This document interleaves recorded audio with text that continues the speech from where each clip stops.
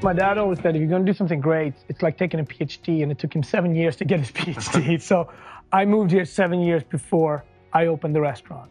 And my PhD was to learn about the community that me, my wife, and my son is living in right now. When I started to look at the Red Rooster, there was a restaurant in the 30s and the 40s called the Red Rooster. Right. But it was a tiny place. It wasn't super famous like the Cotton Club and so on. But guess what? It was a place where we were allowed. At the Cotton Club, we were allowed to dance and cook, but we were not allowed as customers, right? So I didn't want to have any stigma of that. At the Red Rooster, it was an openly friendly gay bar in the 40s, very progressive.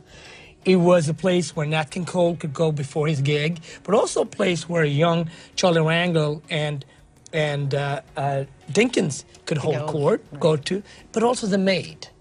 You know, so everybody had a place. It was a very diverse audience, and I loved that. And I was like, wait a minute, I know the local politicians, I know the creatives, I know the musicians of today, and I know the blue-collar people, and I know the finance people. Let's create a place that is open, a water hole that is inspired by the past, but lives in the present. And that's what Red Rooster is.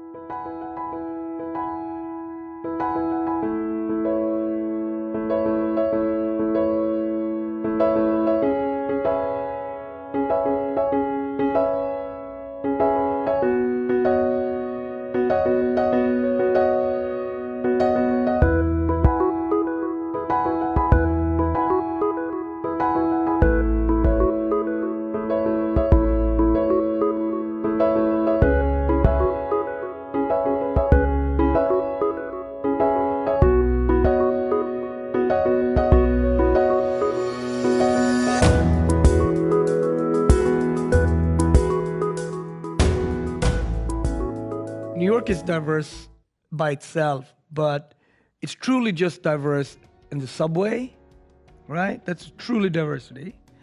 And everything diversity you see in New York City is work.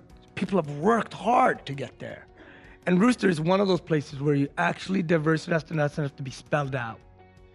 So what does that mean, and why does that matter to this question? Well, it does, because it has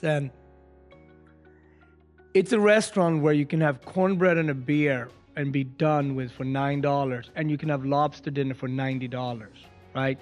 There is no other restaurant in America where you can do that. Why? That matters. That creates then a completely different landscape of wants, desire, relevance, and what food is good. What food is good. And so that, I've never created a menu like that, where I looked at the migration is really 50% of the menu.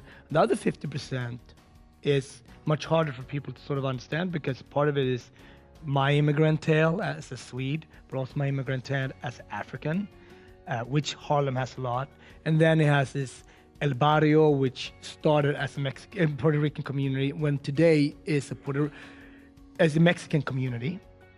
And then you have the Jamaican and the Chinese thrown in there, and then you have the Jews and the Italians on top of that, right? And it's just shake it, shake it, shake it, shake it, shake it, shake it. Like the best cocktail. So now, Yelp, I'm sorry, we operate on a higher level. It's not a Yelp opportunity to jump in.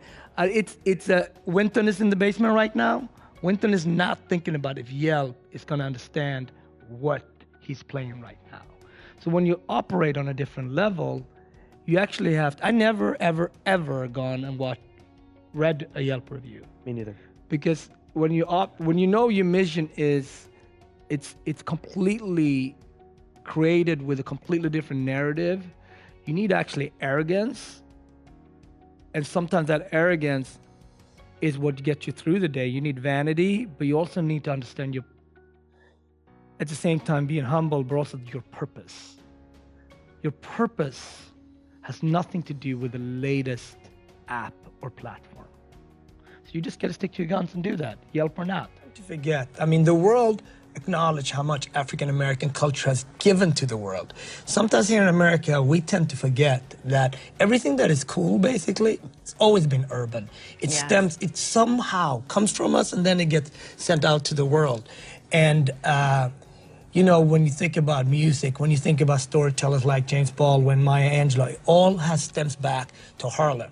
right? So even food-wise, chicken and waffle is really the dish that the jazz musician that played late, they want to have dinner and they want to breakfast at the same time. Well, guess what? On 125th Street, you can get it all at 3 o'clock. Why not? Right. And there you have, circa 1937, you have, the world-famous dish, chicken and waffle. Hey everybody, my name is Chef Marcus Samuelsson, and I'm going to talk to you about one of my favorite things, fried chicken.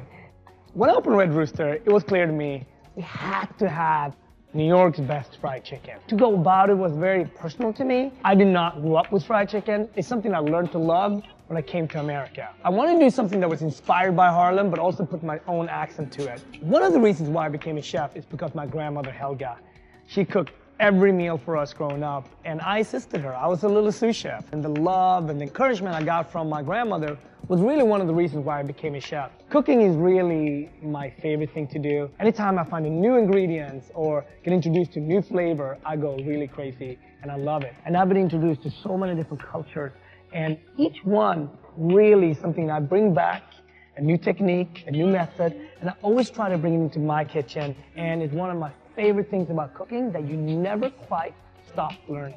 It's all about packing the bird with great flavors. Fried chicken for me, it's almost like a noise, a sound that you want out of it. It should be super crunchy on the outside and moist on the inside.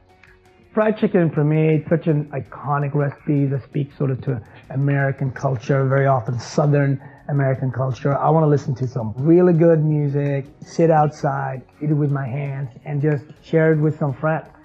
That's living, that's good life. So I'm from Ethiopia, and the main spice blend in Ethiopia is called berbere. So for my chicken shake, the main ingredient is berbere. It's a beautiful sort of mild chili blend. This is to make sure that the chicken gets this smoky, beautiful, spicy flavor that makes our fried chicken so very special. This dish I was really intimidated by, right? I'm 50 yards away from Sylvia, the most famous African-American restaurant in the country, and they have really good fried chicken. So for me, I really thought about how to do it different, and not serving the white meat, serving dark meat bone-in helped me to really sort of take a stand on what type of chicken we want to serve. The other thing that was important for me was this crispy sound. When the skin is really crackling and super crispy, that's a happy sound to me. When you fry chicken at home, you want to fry it twice. Not once, but twice.